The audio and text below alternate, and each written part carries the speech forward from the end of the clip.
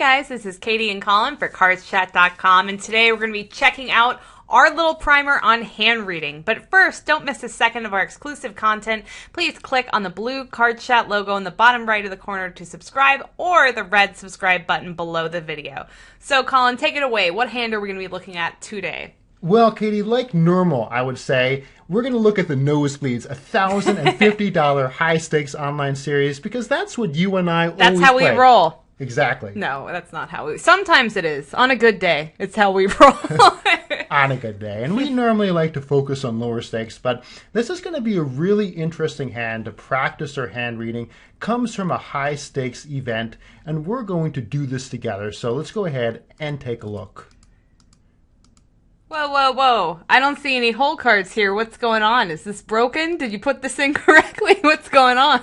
I'm glad you asked, because today the focus with hand reading as part of that is going to be to look at ranges. So rather than focus on the specific hands that these players had, we're going to look at Hero's range for the way that he plays this hand. Yeah, and what I like about doing this with the high-stakes hand history is the fact that it shows that this skill is so important that it's still important at the highest MTT levels. Definitely. So let's quickly play through this hand, and then we'll take it street by street. So far I've seen Hero raise pre-flop. He is now going to check and call the flop. Turn goes check, check. River gets checked. Now this, actually looks like a pretty simple hand. And what I think is really cool is that with some hand reading and deductive logic, we can really narrow down Hero's range. Yeah, definitely. I think it's easy to superficially say, well, what can you really know about this player's range? But when we delve into it, I think that likely holdings really pop out and become very likely. Yes, and when we go backwards, by the way, this hand plays a secret message. It's like when you do a record backwards. I don't think that's the case, and I don't think those secret record backwards things are usually true either. Okay, you're right.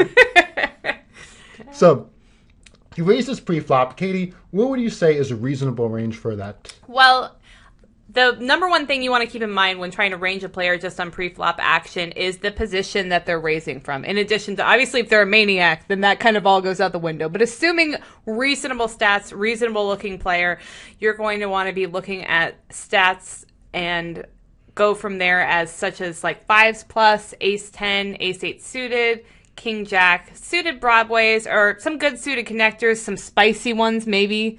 10-9 suited. I know I like seeing 10-9 suited to get interesting. Exactly. I think that's a perfect range. So if he was like under the gun, we'd put it a little bit tighter and eliminate some of those hands. From the button, it would be significantly wider, but I think that's a perfect range for early middle position. So that's already, a huge part of our work. And now let's get to the flop. So at the flop, instead of c-betting, which is what we would expect a lot of the time, Hero check calls. So this, I think, is going to be a lot of strong hands like King, Queen. He's just going to c-bet. Because most players are going to bet those hands for value to protect the hand.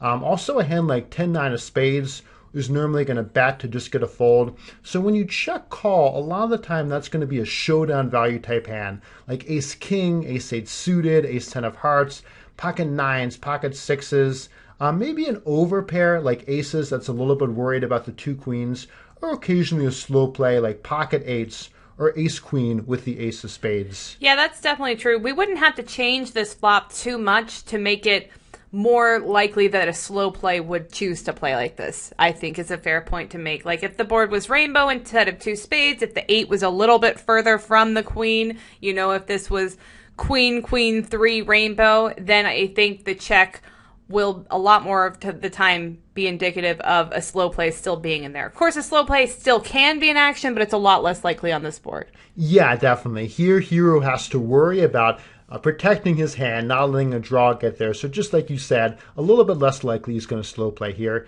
And Katie, what do you make of the turn? I think that the turn going check, check means that basically our range so far is kind of locked in place on the turn. We don't really learn anything from the turn. It doesn't have our range evolve in any way.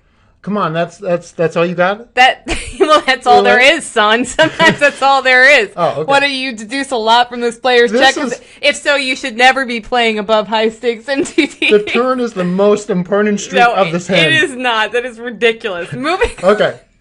No, you're right. We don't learn much about the turn. He could just be checking his entire We don't learn anything. range at the turn. And then we get to the river. So, I mean, I'm curious to know your thoughts. I think that what's interesting is that once we get here and he checks again, I don't think most people, if they are slow playing the flop, are going to continue that slow play to the turn and river.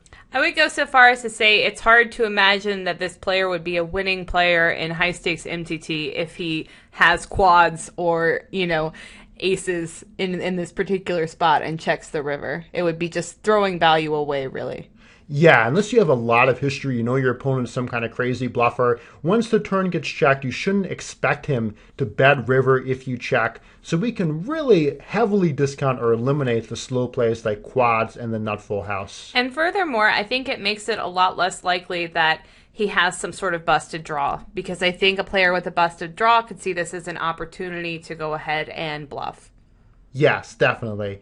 So I think that his most likely holding here has got to be ace-king. I think that that's a really good guess there. I think middling hands are what makes the most sense here. Hands that the player knows have quite a bit of showdown value, but he also at the same time doesn't reasonably think he can go for value by betting here out of position. Yeah, definitely. So I think, like, for example, a hand like pocket nines or ace-8 suited makes sense at the flop. Here he could have those, but if I were him, I would usually be value betting after the turn gets checked. He could have pocket sevens, pocket fives, a few other ace-high hands like ace-jack or ace-10. But I can't really think of anything else that would make much sense here. Yeah, I agree. I think that that is the complete range that he's reasonably going to show down with. Okay. Now, I think this video would be kind of incomplete if we did not get to the showdown. Yeah, do you or if agree? the player flips over quads. That would be kind of awkward at this point. Yeah, or some kind of hand like 5 deuce. Yeah. And drum roll, he has pocket sevens. Okay. All right. Respect. And I think that hand reading is one of those skills, too. You practice away from the table, and then in hindsight, you're like, yeah, of course that's what he had. Pocket sevens. And that's why, honestly, studying hand reading is great because it's one of the most useful skills you can have in poker, and it's also one of the most satisfying to study after the fact because you have your answer. Absolutely. And the more you practice it, the better you're going to get while you're actually at the table. So thanks very much for watching. This has been Collin and Katie for CardsChat.com.